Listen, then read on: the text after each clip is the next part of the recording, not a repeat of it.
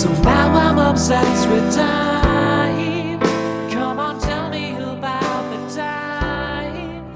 Had it all in my head tonight. Welcome to American Timelines. You're Joe. No, I'm not Joe. My name is Grover Cleveland Steamer. That's stupid. That's my podcast name. That's a dumb name. Grover Cleveland Steamer. That's a stupid, dumb name. Well, that's from the President podcast, so I have to be... You have to have a crossover. You're doing like a Laverne and Shirley Jefferson's kind of thing. So this is like when... No, Jefferson's was on Archie Bunker, weren't they? Yeah, this is like when Balky from Perfect Strangers showed up on Family Matters and slapped Urkel. It didn't happen. It might have happened. Nope. Some of those crossed over. They had crossovers in the 90s, didn't they?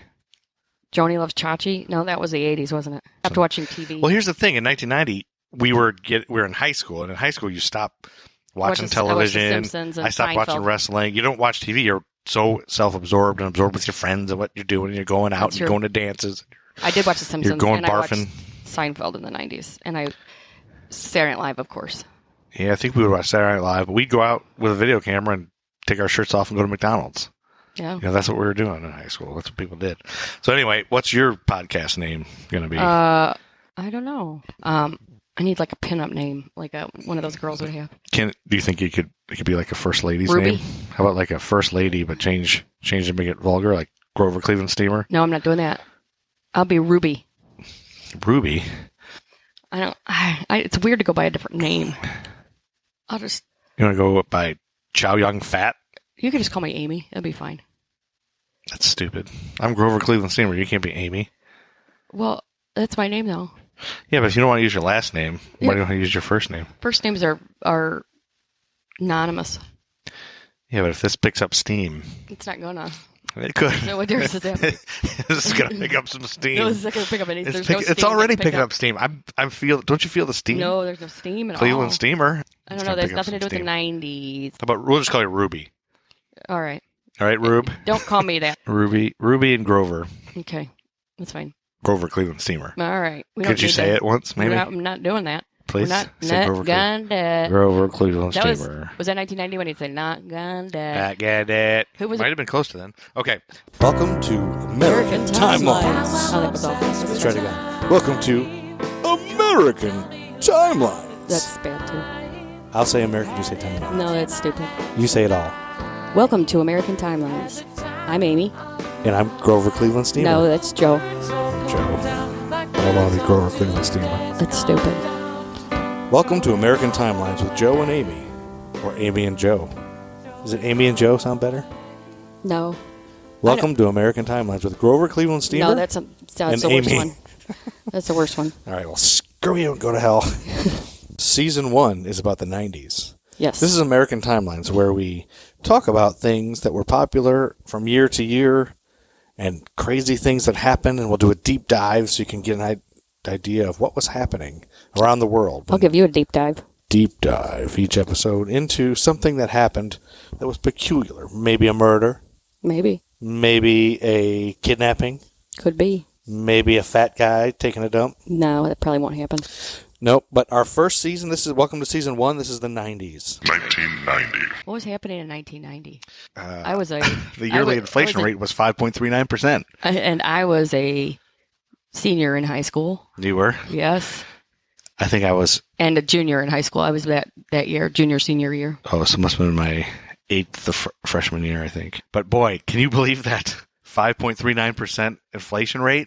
I mean, I know, that's amazing. That really takes you back. That really means something to me. Yeah, I mean, if you really think about 5.39% inflation rate, I mean. What else is on there? No, that's it. Cost of a gallon of gas. This will let us know. We'll understand this. What was it? $1.34 a gallon. Oh my God.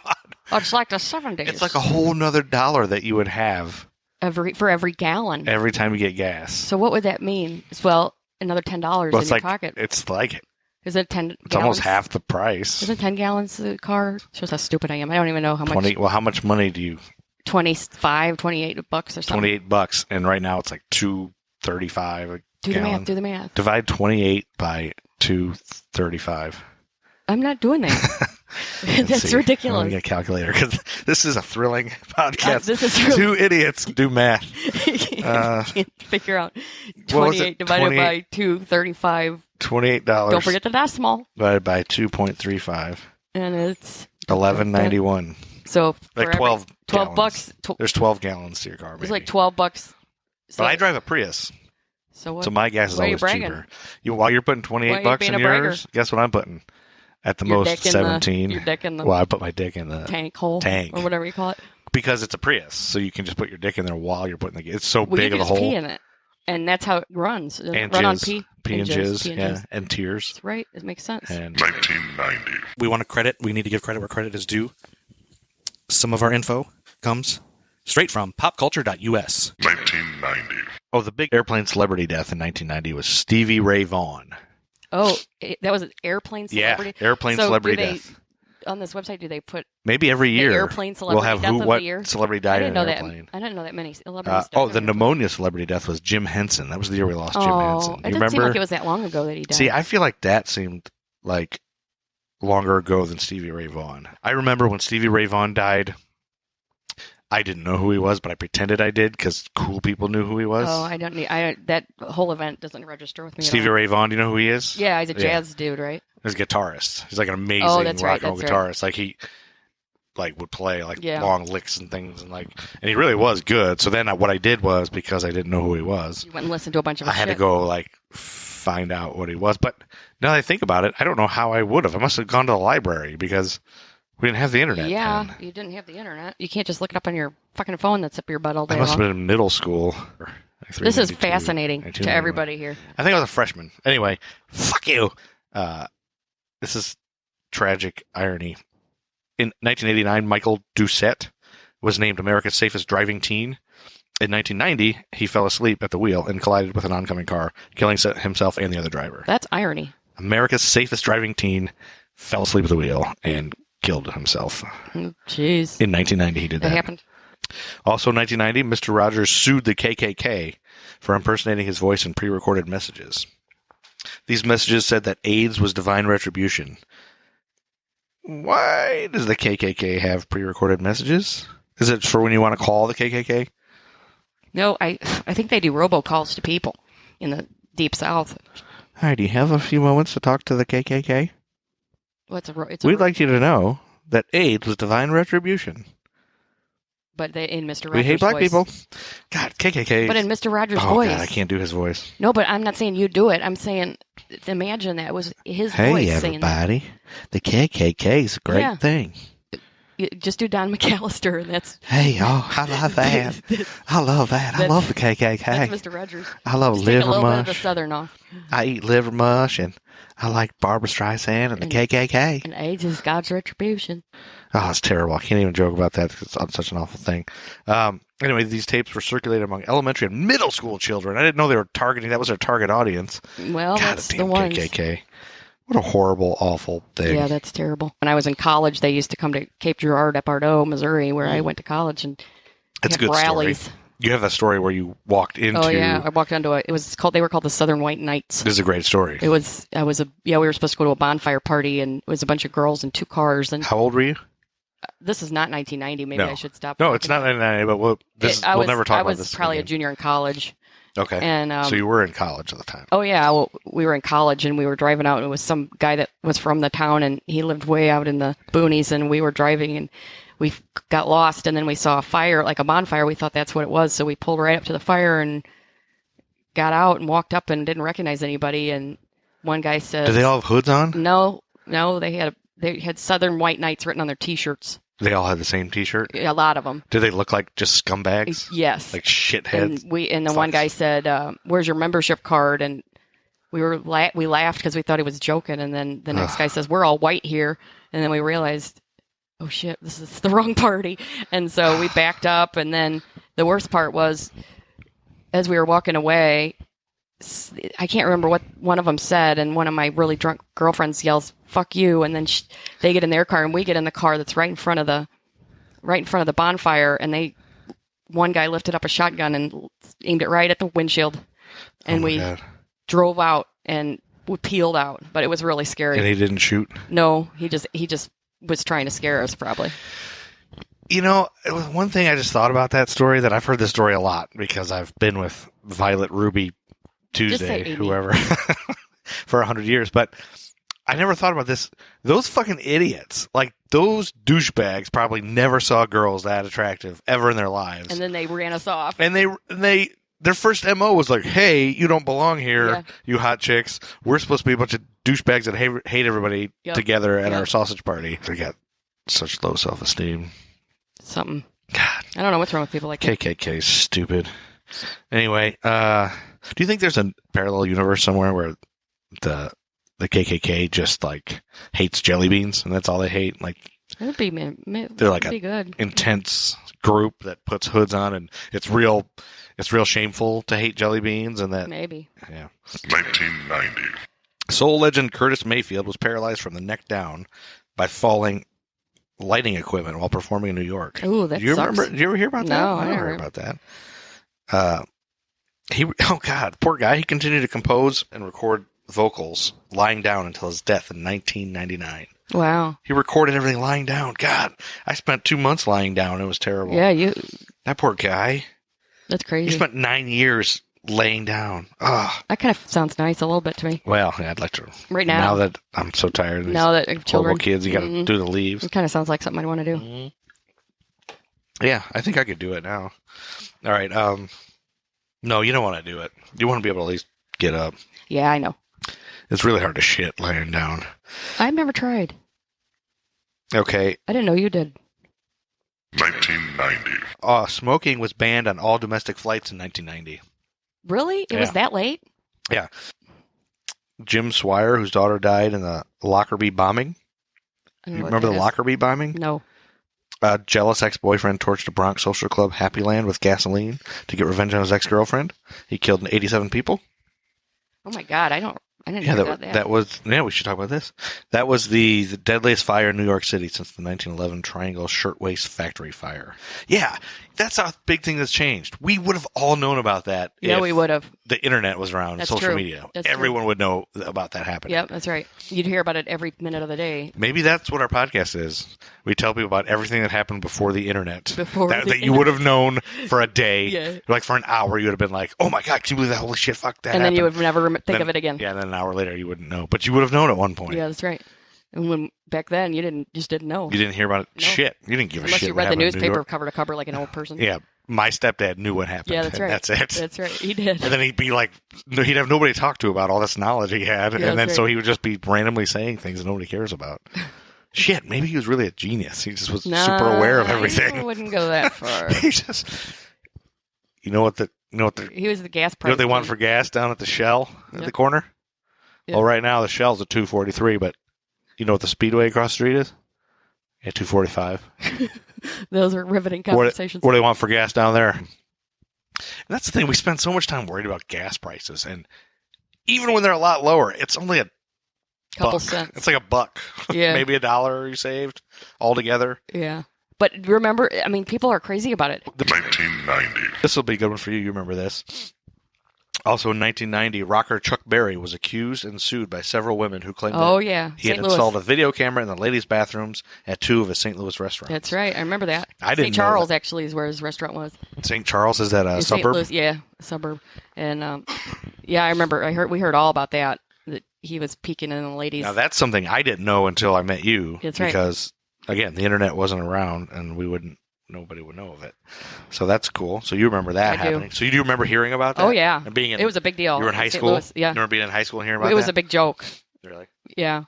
And then we would call, like, if somebody accidentally walked in on somebody else going to the bathroom, you'd call them, "Get out of here, Chuck Berry." It was like a big. I'm going to start joke. saying that to people. Because I still don't think, there's not a lot of people People just think you're across weird. the country that know that happened too. Because I've told people I like they to didn't know do it. that to strangers that accidentally open the stall. Get out of here, Chuck Get out of Berry. here, Chuck Berry. They probably just think you're insane. I know. Jeez, I didn't know this happened. Is this a British website? Maybe. A British sitcom aired called "Heil, Honey, I'm Home" about Hitler and Eva who live next to a Jewish Oh couple. God. It was canceled after one episode. I guess so. I can't believe that. Heil, honey. Heil, honey. Heil, honey. I'm home. Heil, honey. Smile, honey. Because I'm home. Gee, it's great to be Top Gun, but it's nothing like the fun that I get when I say Heil, honey, I am home. Heil, honey. Smile, honey. Gee, it's great to be back. Hi, honey, I'm home.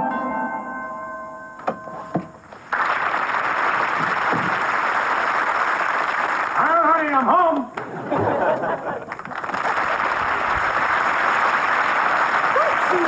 Hi, honey, me.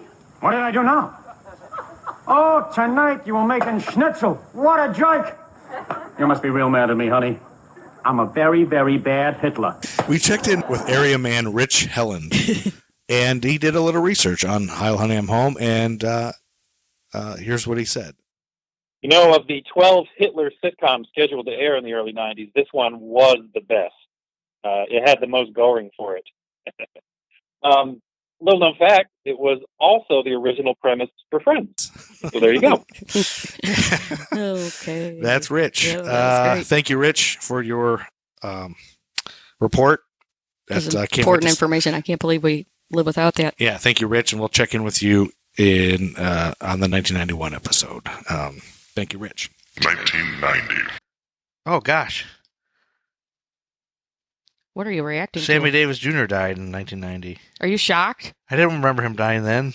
Did you not know he was dead? He owed back taxes. It was a, I knew he was dead now, but... but you acted like that was like you didn't know he was dude, dead. listen to this. He died in 1990, and then his widow discovered that he was nearly broke and owed a bunch of back taxes. Oh shit! She then had his body exhumed to strip him of the $70,000 worth of jewelry Oh my God. he was buried with. I didn't know that happened. Yeah. that's Holy crazy. crap! And he was survived by his mother and his grandmother. They buried him like a pharaoh. $70,000 in jewelry. Yeah. Why would you bury all Because that? it's Sammy Davis, baby. I know, but he's dead. Bury me with my jewelry, baby. He's a dead It was body. probably up his ass. All of it. Put it up my ass and bury me, baby. He was 64, and his mom was still alive, and his grandmother when he died. Jesus. His mom was 85, and his grandmother was 110. Oh my God. Put the jewelry up my ass, baby. Is that a good Sammy Davis? No, not really. See, really, if I did Sammy Davis, I'd just be doing Billy Crystal's Sammy Davis. Right, probably, exactly. Anyway. Hey, baby. I can't. That does. Hey, baby. I know it's Hey, baby. Hey, Sammy Davis. Yeah. That's not even close. Hey, man. All right. Sorry.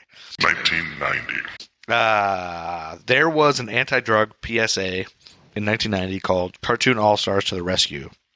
It was about Bugs Bunny, Kermit the Frog, Slimer, Garfield, the Chipmunks, Michelangelo from Teenage Mutant Ninja Turtles, Alf, and other cartoons scaring a 14-year-old marijuana addict. It aired all around the globe. Oh my God, that's so I don't nerdy. remember that, and I want to see that. That is so nerdy. I want to watch that nostalgia. Like, what kind of ad execs or whoever is in a room and they're thinking, Who are the ad wizards that came up with that one? Yeah, this is all the 14-year-olds are going to be nervous about drugs now. I made our daughter watch it today. Oh yeah, what'd she do? Yeah, I made her watch the whole thing. Without further ado, here's Audrey's summation of the Cartoon All-Stars PSA. We're here with Audrey Rose. Hi, Audrey. Hi. I understand you just watched the Cartoon All-Stars from 1990 video. Yeah, that was pretty far back. Do you remember who was at the beginning of it introducing the video? No. You don't remember that? It was George Herbert Walker Bush. George W. Bush. No, his dad, George H.W. Bush, and Barbara Bush. You remember what they said at the beginning? Here's like the All-Stars cartoons. Never do drugs! Yes, and they said stay away from drugs and alcohol. Yeah. You know what's ironic about that is while they were saying that, their son, who was going to be the president, was probably drunk and on drugs somewhere. He did a lot of cocaine. Seriously. Yeah. So, what did you think of the video overall? It was pretty good. I mean, like, the graphics were pretty bad, but, like, overall, I would give it a 5. What was the moral of the story? Never do drugs. What kind of drugs? Crack and beer and cigarettes. Crack, beer, and cigarettes? Yes, basically. Those were the bad drugs? Yeah, that's basically what they mentioned. They mentioned all those 3 thingies. But marijuana's okay, right? I don't even know what that is, but Oh, okay, good. but if it's a drug, then don't do it. Okay. What about cough syrup? That's fine. It's cough. Sorry. Okay, but a lot of it? No, not really. A lot. Only if you're like, What about huff and glue? Do you know what whippets are? No. Okay, good. In the cartoon, there was a cartoon boy, and he was doing crack and beer, and he was stealing his sister's money. Yes. And who saved the day? Bugs Bunny, Alvin and the Chipmunks. Yeah. This Alf alien guy. Garfield. Alf used to be a Muppet that ate cats, and then they made a cartoon of it. Garfield. And then there was Winnie the Pooh. Winnie the Pooh told you to not do crack? Yeah, Tigger. Or Tiger. Tigger. I think Tigger. Overall, do you think it'll stop you from doing crack? Yeah, but I never did crack, so this is like... Is anybody in your school doing crack right now? Nope. What about beer? Yeah. Anybody drink beer in your class? Okay, here's a tiny bit of a recap. One time in the summer, my daddy, he was in the pool laying on like this cot thingy, I don't know, and he asked me to go get him a bottle of beer. So, Great. So I did, and I asked my mom if I could open it for him before I did it, and so she let me. So I just opened it, and then when I got out, I asked my daddy if I could have just like one sip, because I never tried beer before. I just want one sip, just one sip. And he was like, okay, fine, but only one sip. And I don't think you'll like it. And then I was like, okay. And then I tried it, and I literally spit it out like everywhere. Hated beer. Beer is so disgusting. Never try beer, kids. Never try beer. They're so disgusting. And so now you'll never try it again, right? Nope. Because you know it's terrible. Yes. So I'm a great father. You have anything else to say about the year 1990?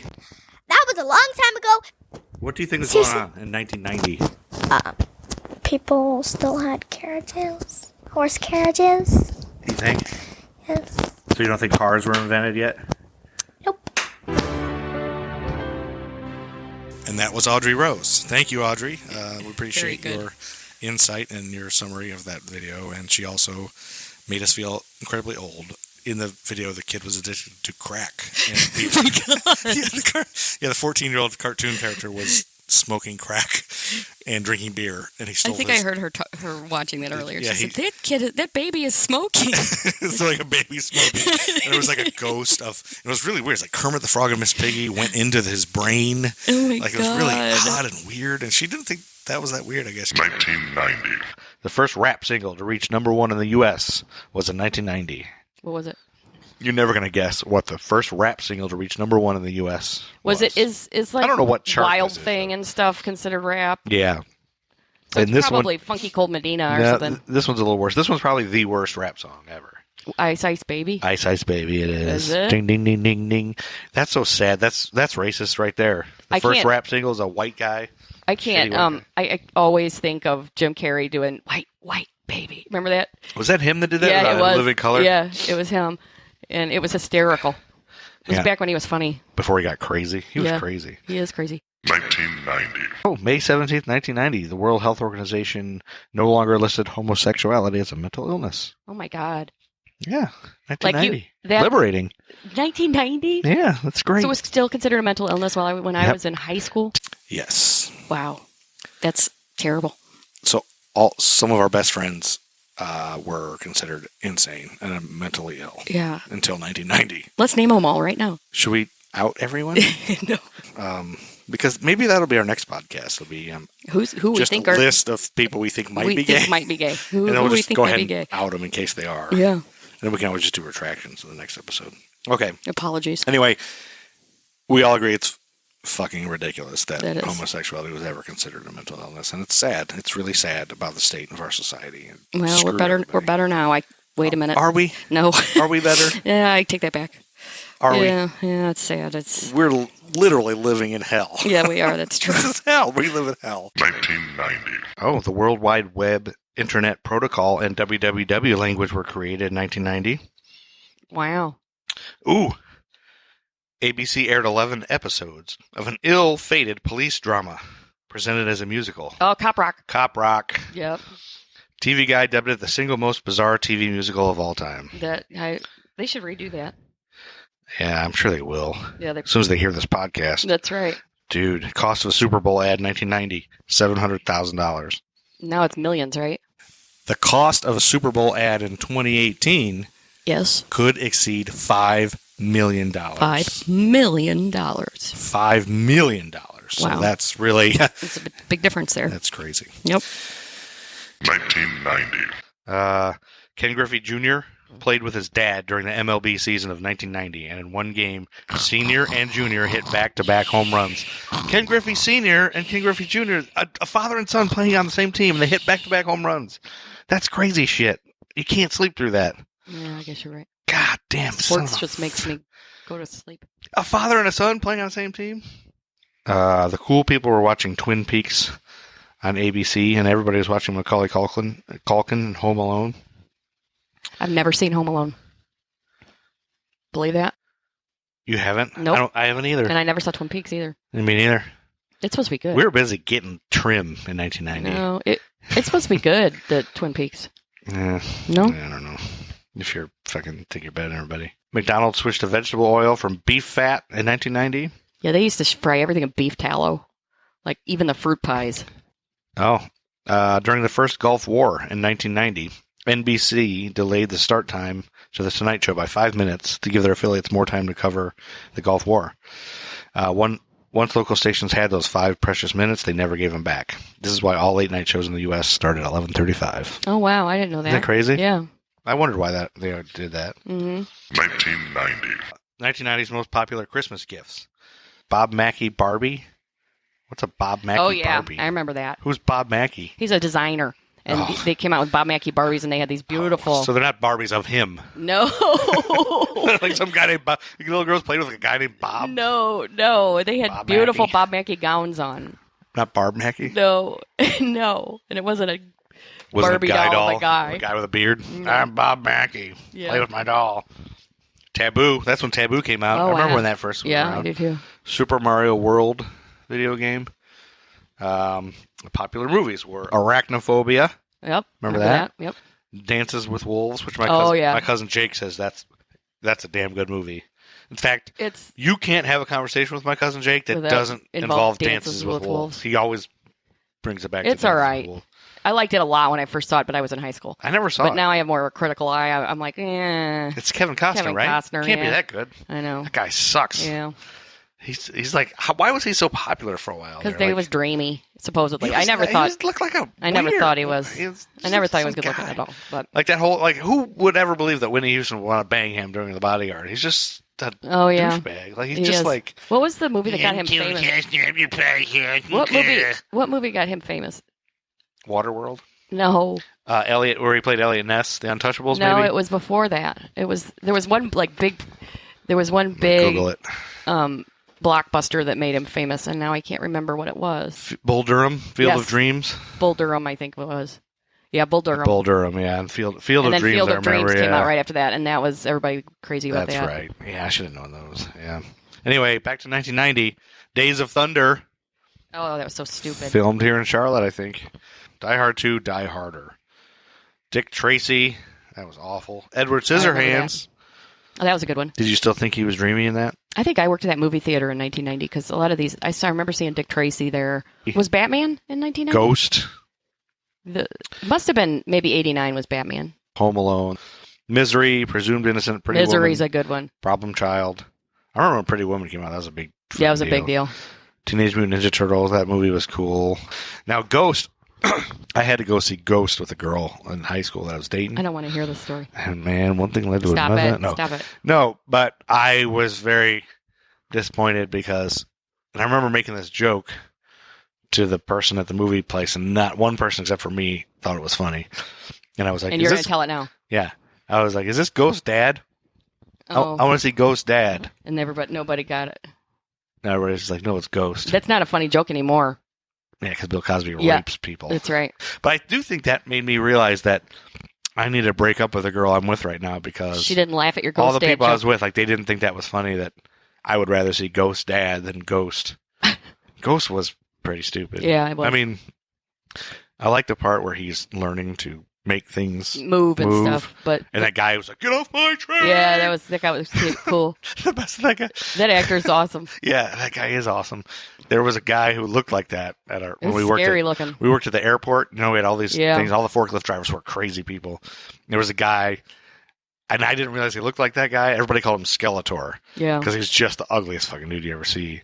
But my friend Bill Rixey was like, you know who he looks like, Joe? You know who he looks like? I was like, who? He's like, he looks like, get off my train! And you were like, yeah, totally. And he would just say, get off my train on it. So every time that guy would go by, Bill would go, get off my train! Like, every I single didn't know time. what he was talking about. Nobody had any idea except me and Bill.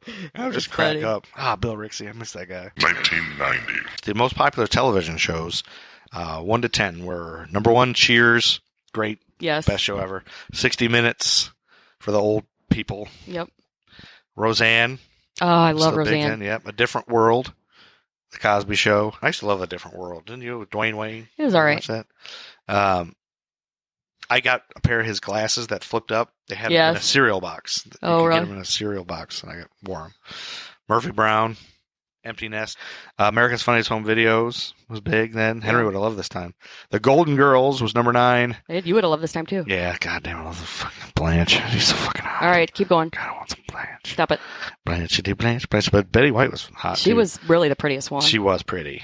I would bang Betty White right Blanche now. kind of looked like somebody hit her in the face with a frying pan. I'd still Little hate bit. A little bit. it. You know, honestly, I'd do B. Arthur. Well, B. Arthur's all right. She's no Eileen Warnos. That's true. Speaking of Eileen Warnos, Yeah. that's a good segue. Yeah. Oh, here's bands. Aerosmith, Al B. Sure, Babyface, Belle Biv DeVoe, Oh, I love Bobby Belle Biv Brown. DeVoe. Belle Biv DeVoe was the best. Depeche Mode, En Vogue, Hate Heart, Depeche Mode. Janet Jackson, Johnny Gill, Keith Sweat, Lenny Kravitz, Lisa Stansfield, Luther Vandross, Madonna, Mariah Carey, MC Madonna, Hammer, of course. Michael Bolton, Michael Jackson, Motley Crue, New Kids on the Block. Motley Crue I was a big fan of. Pebbles, Phil Collins. Pebbles, remember Pebbles? Yes. Do you want to ride in my Mercedes? Oh, is that her? Right I thought that there. was Taylor Dane or someone. I think it was Pebbles. Oh, was it? Her biggest singles were Girlfriend. That What was it. Do you ever think you know bad? But Mercedes Boy also was her in 1988. Oh, it was. Do you want to ride in my Mercedes Boy? It was 88. Oh. The song in 1990 she had that was really big was Giving You the Benefit of the Doubt. I remember that. Giving it a minute. Saying, Yeah, that's about all I remember about that song. Giving you the benefit. Stevie B. You remember Stevie B? No. Oh, he sang, this is so embarrassing. My first girlfriend ever, this was our song. Oh, God. It was, because you just picked a song. Yeah. I didn't know there was a song until I started dating her. Yeah, this is our song. It's always on the radio. Because I love Oh, I hate that you. song. I hate that song. Heart's an All right. open door. I hate that song. Yeah, I do too. But I thought I was supposed to like it because the girl told me I was supposed to. Oh, it's such a Uh, horrible song. Taylor Dane, Tony. Yep. Tony have done it again. Whitney Houston, Wilson Phillips. Those are the big ones. Yeah. Yes, but speaking of Wilson Phillips, Eileen Warnos. It's a better segue than mine. I'll just edit yours back into this time. Oh, okay. Okay, so in 1990, the true crime or bizarre event that I chose was Eileen Warnos' rampage of murder through Florida. Eileen Warnos was arrested at the Lake Resort Bar in Port Orange, Florida in January 1991. 91 she was arrested, but she did all this in 1990. Yes, that's right. You'll remember Eileen Warnos. Charlize Theron In Monster. played her in Monster, the movie And Monster. she still was looked big. hot, even though she was... Charlize Theron did a great job of looking terrible. But she still... They could have got somebody... I mean, Charlize Theron is Theron. They should have had she's still somebody... hot. They should have had somebody play her who was... That's the thing. Like, You there's know, tons of actresses. already in Hollywood, all the pretty people get all the roles. I know. Couldn't you give one? It's the role is a butt ugly person. Yeah, I Can't know. you give one of the less fortunate looking people a job? Exactly. That's what I say. That's a good point. You know. Jeez. So you have to anyway- give a beautiful person that one too. You know what? So, Shit. 1990. Eileen Warnos, a stocky, straggly-haired woman with desperate eyes and a foul mouth, didn't hesitate to tell judge and jury exactly what she thought of them when she appeared in court. Boom. And she had lived in motels and rented rooms and on the streets among Florida's drifters and earned her living as a prostitute along the interstate highway. And in late 1989, she killed one of the men who picked her up, and over the next year, killed at least 5 more. It was one of the men that picked her up for prostitution. Yeah, and she always claimed it was rape. The first That first she one did, was yeah. was in a rape. Sometimes she was called a man-hating lesbian killer, America's first female serial killer, or a feminist hero who murdered in self-defense. So, All right, so she grew up in let's get Troy, into this. Michigan. Troy, Michigan. Not far from Toledo, That's where right. I'm from. Her mother abandoned her as an infant, and her father committed suicide while serving a prison sentence for child molestation. Oh, So it's a jeez. great way to start your life. Yeah. As an adolescent, she lived for a time in the woods at the end of her street. So Oh, she my was God. she moved in with her grandparents. Oh, her grandma. I was like, And didn't she go to an orphanage or And her something? grandpa, she said she claimed he molested her too, He probably did. and that she left and moved into the woods behind her house and like lived in the woods, but she still went to school and stuff. So here's a child that just, you can imagine how much she was made fun of and picked on. Well, she was, because then she would give sexual favors for cigarettes in the woods to boys in the neighborhood. Wait, who hasn't given sexual favors for cigarettes in the woods? It's true. Jeb Bush put her to death. Jeb Bush from Florida. He was the governor at the time. This woman, Mrs. Jenkins, began writing to Warnos in early 2002 While she was in jail. and ended up, and she was this born-again Christian lady, and she ended up adopting her as her daughter. Oh, really? And so on the night before she was executed, she gave us her blessing to look at her letters, Mrs. Jenkins said. That's how Charlize Theron got it, I guess, into her mind for the part. But anyway, let me go back to her. She read the letters. She read these letters that she did. All right, so she was exchanging sexual activities in school in exchange for cigarettes, drugs, and food. And she also engaged in sexual activities with her brother. She had a brother. She said her alcoholic grandfather sexually assaulted and beat her when she was a child.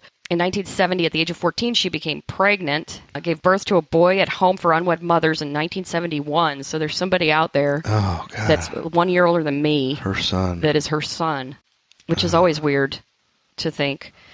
She gave it up for adoption. This was in Michigan? Yeah. And so a few months after her son was born, she dropped out of school at about the same time that her grandmother died of liver failure. When she was 15, her grandfather threw her out of the house, and she started becoming a prostitute and living in the woods near her old home. In 1974, when she was 18, she was arrested for a DUI, disorderly conduct, and firing a .22 caliber pistol from a moving vehicle. She probably had to having do a happy that. night. She probably had to do that. She was having a fun night, shooting out the car window. Yeah, whatever drinking situation. I mean, if you're living in the woods and you're 18 and you're drunk, you probably need to shoot somebody. Well, then in 76, she hitchhiked to Florida, where she met 69-year-old yacht club president Louis Gratz Fell, and they married that same year. She married a yacht club president? 69-year-old yacht club when she was like 18. And announcement of their nuptials was printed in the local newspaper Society pages. However, she continually involved herself in confrontations at their local bar and eventually went to jail for assault. She also hit Fell with his own cane, leading him to get a restraining order against her. This is a real classy couple. Now, yacht clubs, you think about it, like, what yacht club president is going to marry? Like, yachts are kind of... 15-year-old prostitute. Aren't yachts kind of like white trash with money? Yeah, kind type of thing. Like, they're still trashy and the I mean, I boat think it's people different culture, though, if you live in California or something. in like Florida. You're thinking of the Great Lakes yachts. Like, you're thinking... No, I'm thinking of Florida. Like, Oh, I that's went true. down there for Florida, Jimmy's yeah. wedding, and Yeah, it's it was on the trashy. docks, and there was all these big boats, but all the people, they had money, but they were like white trash with money. Yeah, exactly. In 1976, she returned to Michigan. She was arrested there, charged with assault and disturbing the peace for throwing a cue ball at a bartender's head. So she went back to Michigan. Yeah, then she went back to after Michigan after the divorce. But nobody's dead yet. Nobody's dead yet. On July 17th, her brother Keith died of esophageal cancer, and she received $10,000 from his life insurance. That's the brother that she banged? Yeah. Her and the old man annulled their marriage on July 21st after only 9 weeks. In August 76, she was given a $105 fine for drunk driving.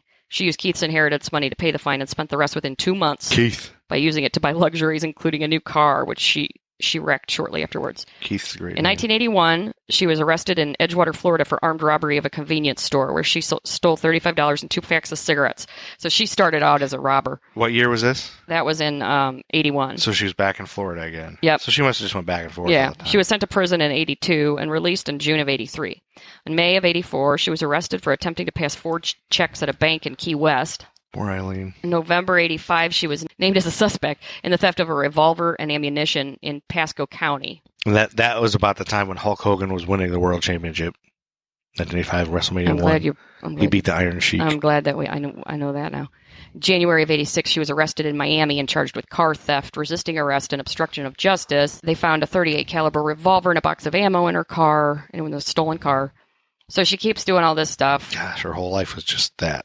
Life of crime. Around this time, she met Tyria Moore, a hotel maid at Daytona Gay Bar. That was Tyria Moore. Remember that Christina Ricci character? Yeah, I don't remember. They the movie moved in at all, but there's together, a picture of her and Warno supported them with their earnings as a sex worker. Yeah, the real Tyria Moore looks nothing like Christina Ricci. Does she look hotter? Big. I don't think She's a that's- big, chunky lesbian. Okay. I don't think why did anybody say that. Daytona Beach police detained Wuornos and Moore at a bar for questioning regarding an incident in which they were accused of assault and battery with a beer bottle. So she keeps getting in trouble with the law. Then, Richard Mallory was the first murder. He was a electronics store owner, and in Palm Harbor, where his strip mall TV VCR repair shop was. Yeah, it was a TV VCR repair shop. Yeah, that's always. And he was absent from work all the time without explanation. He had kind of a erratic lifestyle, I guess. Do you think most women grow up aspiring to marry a that? TV Yes. VCR Oh yeah. repair Well, he had a man? mustache too. He had a mustache. He did. He was divorcee, and he was a regular customer at topless bars in Tampa and Clearwater. That surprises me that a guy who owns a TV VCR repair and shop all the with a hookers, mustache. all the hookers and strippers knew him by name. The hookers, I know a guy like that from high school. But he had spent 10 years in a Maryland prison for a sexual assault. We're really talking about this guy. Really, probably deserved it.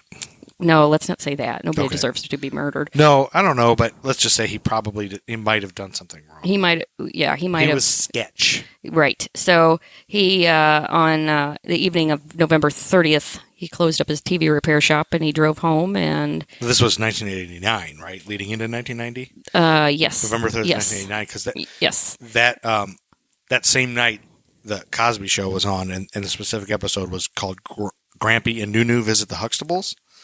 Tempers flare when Denise's in-laws visit the Huxtable clan, and her mother-in-law was played by jazz singer Nancy Wilson. That was on TV the night this happened. I'm so glad that 1990 is not here anymore.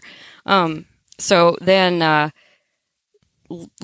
Eileen was hitchhiking, and a couple people had dropped her off, and it was raining. She was under an overpass, and he spotted her, and he slowed down, and she got in the car, and they chatted, and got some beer. You know what was probably on the radio on that November 30th, 1989? You're going to tell me. I have a feeling. "Blame It on the Rain" by Milli Vanilli. so that is very.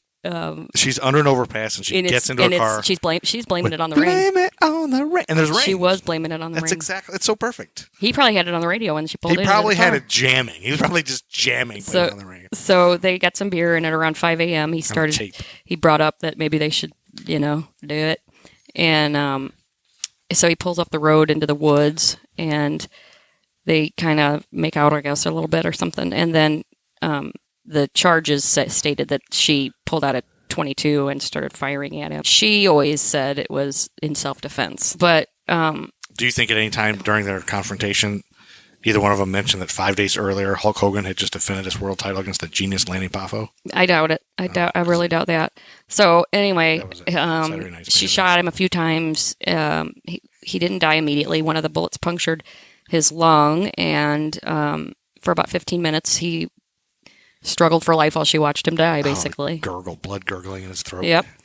Then the following day, his car was found in Ormond Beach, and then nearby they found his wallet, his driver's license, credit cards that were expired, 2 plastic tumblers, and a half-empty bottle of vodka. This was a classy night. You'd think she would take the rest of the vodka with her. And then the driver's seat of his car was pushed way forward. So it's obvious a woman was driving. Somebody's 'Cause she was a lot real shorter. short. Yeah, she was. She was real short, even for a woman, right? Yeah. Wow. And then 2 dudes who are scavenging for some scrap metal, as you do, were award-winning dudes. They found his body on Wednesday, December 13th, 1989, 5 miles from where his car was found. It was skeletonized from the collarbone to the top of the head. Oh. I don't know why just that part was skeletonized. That's kind of weird to me. Maybe that was all that was exposed. Maybe it was all like under. It was laying under a piece of clothes. cardboard with only his fingers showing, and it was fully dressed in jeans and a pullover. It was fully dressed. Yep, and But the head was exposed. and some dentures were laying next to the body. Gosh. So they must have just fallen out as he decomposed. they had to remove his hands and transport them to the crime lab to identify him, because you can't fingerprint a body that decomposed. So they had to take his hands off to do that, which is something I don't think about when I think about that kind of stuff. Yeah, you wouldn't unless you watched Forensic Files. Which, yeah. Then the next murder was David Spears. He was a 47-year-old construction worker. We think this first murder really just changed, like that changed things in her, probably, don't you think? Like that just opened the floodgates. I think she was hammered. You think? And mad and angry at the world, and just decided to say "fuck you," and just it was just. I think she was probably teetering on the edge before that, you know, that's like but that was an murder opportunity, and then she got the taste for it, kind of thing. Open the floodgates. So, this guy David Spears, this construction worker, on Saturday, May 19th, 1990. Which during that time, Madonna's "Vogue" was the #1 song. Oh yeah, I love that. He left work at 2:10 and was never seen alive again. He spotted her hitchhiking again, offered her a ride. They ended up pulling into the woods, which was the same thing as the last one. Then his truck was found abandoned on May 20th. And that's all we really know about that. His truck was abandoned on May 20th. Before that happened, that night that this happened, he could have just been home watching ABC because it was airing the 10th episode of the Elvis series. Okay. Do you remember the Elvis series? I have no memory of that. Yeah, that was a series, and in May 19th, 1990. So just to give folks an idea, this was happening during that. If you remember that, that's when this happened. So then... Timelines. A blonde hair was found on the steering wheel, and a ripped condom packet was found on the floor of the vehicle. Gross. All his personal property was missing. The driver's seat, again, pulled too close to the steering wheel. On June 1st, a man found the body lying in a clearing past a dump site. The moral of the story is don't go searching for scrap metal, and don't go around dump sites like strolling, because you're going to find a dead body. You know what we should do is interview people that just look for scrap metal and see how many dead bodies they found. They've probably found a lot. Didn't you know a guy that did that a lot? He's a scrap metal guy. No. He had a metal detector, and Henry was all excited. Oh, he just had a metal detector. He didn't go around scrap metal dump sites. Who was that? Steve Green. We need to call him and find out how many dead bodies he's found. 1990. The body was badly decomposed, of course, and it was naked except for a camouflage baseball cap. And then on the ground was littered with beer cans again. You know, this was, while that was probably happening, that murder, Ric Flair was fighting Lex Luger in a steel cage. That's probably right. And sounds about right. Yeah, and the Four Horsemen all jumped into the ring and triple teamed Lex Luger. And it was despicable, but not as despicable as this murder. No, that's true. And then the next one, Charles Karskadon, was a 40-year-old road digger and part-time rodeo rider.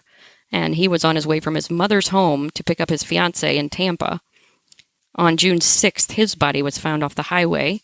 The corpse was covered with grass and foliage and covered in a green electric blanket. I remember those. My mom still uses one of those. An electric blanket? The green one? That's like, who thought that was a good idea? It can't be good, right? I mean, let's electrify something we're going to sleep on. It's like sleeping with a bunch of extension cords on top of you. It is. This guy, he was doing what to his mom? He was coming back from his mom's house? And he was a part-time rodeo worker? A part-time rodeo worker. And he was on his way from his mother's home to pick up his fiancée in Tampa. I bet she was hot. And on June 6th, his body was found off the highway. Oh, that's when Hold On by Wilson Phillips was the #1 song. He had been shot 9 times in the chest, and his Cadillac was found the next day. Jeez. I read where she described in court killing that guy, like right away, as soon as he got in the back seat. And then after he was already dead, she was rummaging through his car. Yeah. And she discovered a .45 in the glove compartment. Oh, right. And got so pissed off that he was going to kill her, even though she already killed him, and then just unloaded her gun into him like 7 more shots. Then the next guy, Peter Seams, was 65-year-old retired merchant seaman. Early on the morning of June 7th, neighbors saw that he was a part-time missionary. And the neighbors saw him loading up his trunk with Bibles. I guess he would go around and preach the good word or whatever. In June 1990, Seams left Jupiter, Florida to go to Arkansas. So he was traveling on a road trip. That's really all we know. Then his body was found on July 4th, 1990. His car was found in Orange Springs, Florida. On July 4th, 1990? That was a Wednesday. The same night Fat Man was on. That was when they were driving it. It was a Pontiac Sunbird, and they careened off the road and smashed into some barbed wire fence and shattered the windshield. Yeah, well, these two women were sitting on a porch, and they could hear these women screaming and cussing at each other and throwing beer cans and license plates and stuff. Classic. And they were, and then they went over to see if they could help, and the blonde woman was begging them not to call the police. Then they got back into the car and somehow got it back on the road with a lot of difficulty and sped off. And then they got a flat tire, and they had to stop, not too far down the road. And a passing motorist stopped to offer assistance and noticed that women were bleeding and very drunk. You shouldn't laugh, but you know. I don't know why that's funny. July, they probably like, well, 4th of July. It is 4th of They're July. just celebrating that. That's how we do down in Florida. That's the same time that wrestler Brutus Beefcake was injured during parasailing accident. They shattered his face, Oh my and he just God. disappeared. Like some parasailing. Like for real, or yeah, in part real of the life. show? No, he was in a parasailing thing. Like he was supposed to be. He had this big push, and he was going to be big on wrestling. And there was an accident. His face got shattered. Oh my God. And he was just talking about he had to stick his hands. It was in the water. He got flown 100 feet in the air into the water. His bones were all shattered, and he had to take his hand and shove it into his nose and mouth to keep his face from falling apart. Oh so my he could God. breathe. And he said he didn't know how they rescued him, but now he's got all these like steel stuff in his. And then he came back to wrestling after a while. Oh my God, you're kidding. Yeah. So he was supposed crazy. to wrestle, and he was going to win all these belts, and it was a big deal. And then he just disappeared, and nobody knew what happened. Wow. And it was a parasailing incident on That's July 4th, crazy. 1990. That Same day. time that they were crashing into the Yeah, barbed wire yeah, I and mean, screaming and cussing at each Yeah, other. at the same time. Maybe that's what they were screaming and cussing about. No. maybe not. So they get this flat tire, and the guy notices that they're drunk and bleeding, and Warnos asks for a ride, and the guy's like, no way. She gets real mad at him and starts cussing at him, and he leaves, but he does call the fire department to report the injured women, and 2 emergency vehicles show up, but Warnos denies that was her car. Like, she's standing there drunk and bleeding, and she's like, that's not my car. I don't know what you're talking about. What car? I don't see a car. Well, she was telling the truth. It wasn't her car. That's true. And then at 9:44, a state trooper responded to the emergency call and found the car, and the license plates had been removed, but they used the VIN number and found that it belonged to Peter Seams, who was missing, had already known as missing. And so they had sketches drawn up of the 2 women from the witness accounts. Yeah, but they didn't take him into custody at this time. No, because they were gone by that time. So at this point, the sketches were out there. Yeah. And this comes up later because Tyrea. It wasn't Tyra Banks? No, it wasn't Tyra Banks. Tyrea sees that on the TV, right? Yes. And ditches her. Yes. But that's a foreshadowing. Then the next one, on July 30th, 1990, so later in that month, Eugene Troy Burris was a sausage salesman. He was reported missing when he didn't show up for work that day. Oh, yeah, and his truck. They were missing his sausage truck, too. That's right. And so at 4:00 a.m., it was a van. His van was found on the side of the road, and it was locked, and the keys were missing. And then a family out for a picnic in Ocala National Forest found his body, so that was a great picnic day for them. So on Monday, July 30th, again, this guy would have been fine if he had just stayed home to watch ABC's new failed pilot called Project Tinman. He could have just watched that, or gone to see Problem Child was the #1 movie at the time, or he could have just stayed home listening to records or the radio. They didn't have records in 1990. They were records. Well, he could have listened to the radio, and Mariah Carey's "Vision of Love" would have come on. So these people that find his body 5 days later, and it was in a clearing about 8 miles from his van, and his wife later had to identify him by his wedding ring. Ooh. He was killed by 2 .22 caliber shots to the chest. Then Dick Humphreys was the next guy. He was a retired U.S. Air Force major. So this next guy, Dick Humphreys, retired U.S. Air Force major, a former state child abuse investigator, and a former chief of police. So that was a risky one to choose. On September 11th, 1990, he disappeared after picking up what he saw as this blonde female hitchhiker. The following evening, his body was found off the highway. He was shot 7 times and his money was missing. His car was found September 19th, 70 miles north of the scene, and a receipt from a nearby gas station had a timestamp on it. And then so the police took that, questioned the clerk, and then the clerk remembered that it was 2 women that came in. September 11th, 1990. And the sketches, he said that was who it was. And so then that was when the police realized there was a serial killer around, a female serial killer. September 11th, Wilson Phillips' "Release Me" was the #1 song. There was CBS aired a pilot called "The Family Man," starring Al from Happy Days. That fat guy. That night, he could have watched "Who's the Boss." It was on. Could have. It was a Tuesday night. And then Walter Antonio was a 60-year-old trucker on November 18th. So they've gotten away with this for months now. Yeah, so at this point, Now it's November it's just 18th. like, at some point, the light has probably gone on. We can fund ourselves this way. Let's just kill these dudes. That's what it is. And we'll get the money, and we'll just, this is how we'll go. And so this one, he was, on November 18th, a police officer out hunting found his nude body in Dixie County. And he had been shot 4 times. And then on November 24th, his car was found. I was going to say, meanwhile, while he's finding this body, Parker Lewis Can't Lose is on television. I used to love that show. Did you? I did. That night, here was the lineup. Fox had a great lineup at this time. Yeah, True Simpsons. Colors. I don't know if you remember True Colors. Yes, True Colors, Parker Lewis Can't Lose, In Living Color, Get a Life with Chris Elliott, which was that fabulous. was great. Married with Children. Yes. That was Wasn't their The whole Simpsons lineup. on? It wasn't on. Not when that was going on? Apparently not. Not that night. That was on there, too. Predator 2 was the big movie. By December, the detectives had a number of leads. A man had said that 2 women who fit the description had rented an RV from him a year earlier, and he had the receipt with their names on it. So that's how they got their names. Police also found some of the victims' belongings in pawn shops and retrieved fingerprints matching those found in the victim's car. Wuornos had a criminal record in Florida, and her fingerprints were on file. So that's how they nabbed her, knew who she was. Yeah. On January 9th, 91, she was arrested on an outstanding warrant at the Last Resort, a biker bar, which I would love to go to, kind of, but then I would be terrified to go in. Let's go look at it for a second. Just to see it. Yes, I have info on this. I looked that part up. She was arrested in that bar. For something else, right? Yeah, so at this point, Tyria had left. But she wasn't involved in the murders. No, she says. But yeah. Eileen Wuornos got hammered she crashed a biker party at a biker bar and got hammered and passed out on a car seat inside the bar. And they arrested her just for, I think, drunk and disorderly. And that's when they realized who she was. I think once they arrested her. They knew her name, so... Yeah, once they took her in, they just saw this drunk woman. I think, so she got hammered and passed out. Police located Moore the next day in Scranton, Pennsylvania. She agreed to elicit a confession from Wuornos in exchange for immunity from prosecution. She returned with the police to Florida, where she was put up in a motel. Under police guidance, she made numerous telephone calls to Wuornos, pleading for help in clearing her name. 3 days later, Wuornos confessed to the murders on the phone. She claimed the men had tried to rape her, and she killed him in self-defense. In January 92, she was convicted of Mallory's murder with help from Tyria's testimony.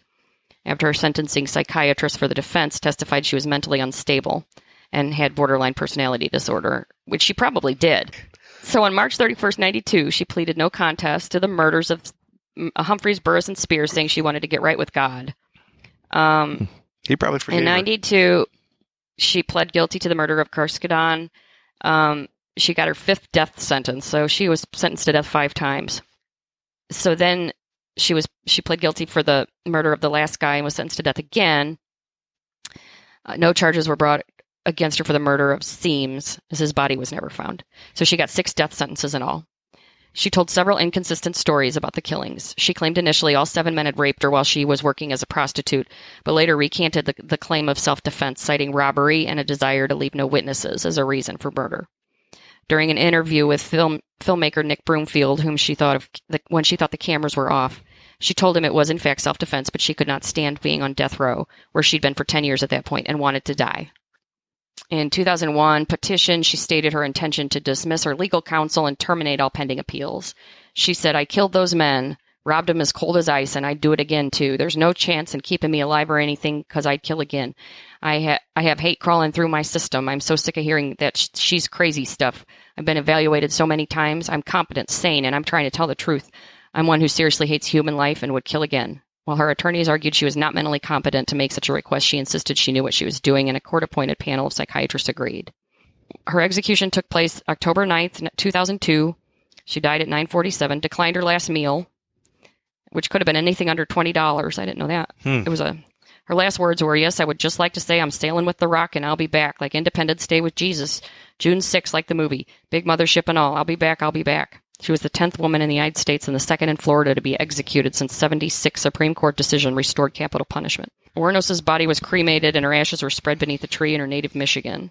She requested Natalie Merchant's song Carnival be played at her funeral. Her last words. Eileen Wuornos' final words. "Yes, I would just like to say that I'm sailing with the Rock, and I'll be back, like Independence Day with Jesus. June 6th, like the movie. Big mothership and all. I'll be back. I'll be back."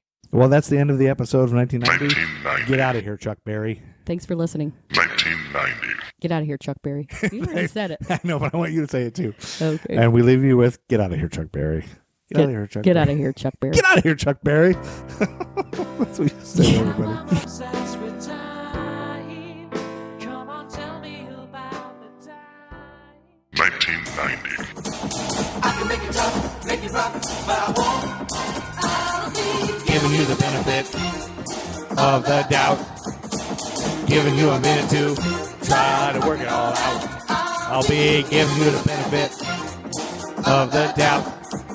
I'll be giving you a minute to try to work it all out. Baby, work it all out. Work it